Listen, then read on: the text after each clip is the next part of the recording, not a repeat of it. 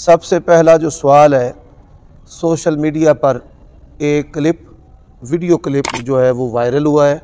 فیصل آباد کے مضافات میں سے ایک علاقے کے ایک عالم دین ہیں جنہوں نے 4 شادیاں کی ہوئی ہیں، اور ان کی 4 شادیوں میں سے تقریباً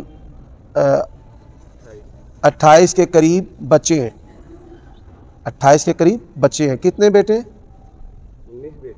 19 بیٹے ہیں اور باقی بیٹیاں ہیں۔ اور ایک اینکر نے، معروف اینکر نے ان کا انٹرویو کیا، اور پھر جو کفار کے چینلز ہیں انہوں نے اس کو مرچ مسالہ لگا کر شائع کیا، مذاق اڑایا گیا اسلام کا۔ اس حوالے سے بڑے سارے لوگوں نے پوچھا ہے کہ ان کا یہ انٹرویو دینا یہ کیسا ہے، یا 4 شادیاں کرنا یہ عمل کیسا ہے۔ اب اس سوال کے مختلف پہلو ہیں۔ اسلام کے اندر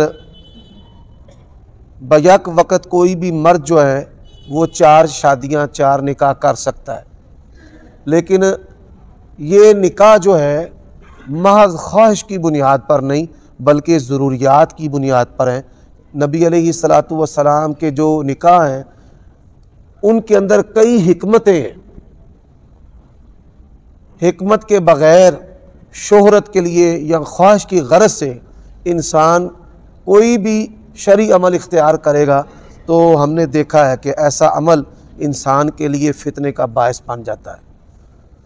دوسری بات ہے کہ ان کے 4 نکاح کرنے سے نہ ہمارا کوئی فائدہ ہے اور نہ کوئی نقصان وابستہ ہے، اور میں بالخصوص کسی بھی عالم دین کے بارے میں انتہائی محتاط تبصرہ کرتا ہوں۔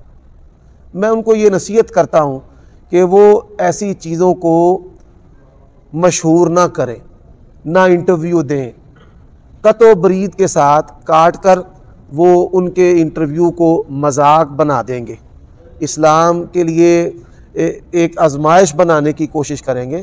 اسلام جو ہے وہ ایسا روشن دین ہے کہ کوئی اس کو سیاہ کرنے کی جتنی مرضی کوشش کر لے وہ خود سیاہ ہو جائے گا۔ اسلام آیا ہی دنیا میں روشنی پھیلانے کے لیے، روشن کرنے کے لیے، بلند ہونے کے لیے آیا ہے۔ اسلام کبھی بھی اللہ کی توفیق سے مغلوب نہیں ہو سکتا۔ لیکن کیا ہی اچھی بات ہوتی کہ وہ عالم دین اپنے بیٹوں کے تعارف کرواتے، اپنی بیویوں کے تعارف کرواتے کہ یہ بڑی ہے، یہ دوسری والی ہے، یہ تیسری والی ہے، اور اس کے اتنے بیٹے ہیں۔ ان کے تعارف کے ساتھ کیا ہی اچھا ہوتا کہ وہ اپنے 2-4 جو داماد ہیں ان کا تعارف بھی کرواتے کہ جی یہ میرا داماد ہے، اس کی پہلے 2 شادیاں تھیں، میں نے تیسری جگہ پہ اس کو بیٹی دی۔ یہ میرا داماد ہے، اس کی پہلے 1 بیوی تھی تو میں نے اس کو جو ہے نا اپنی بیٹی دوسری بیوی کے طور پہ دی ہے۔ اسی طرح یہ میرا داماد ہے، یہ کوئی کام نہیں کرتا تھا، میں نے دین ایمان کی بنیاد پر اس کو اپنی بیٹی کا رشتہ دیا۔ ایسی مثالیں جب انسان خود کانٹراڈکشن کا شکار ہو کہ اپنی بیٹیاں تو بطور سوکن کے نہ دے، لوگوں کی بیٹیاں لینے کے لیے ہر وقت مستعد نظر آئے، تو پھر لوگ تو مذاق اڑائیں گے۔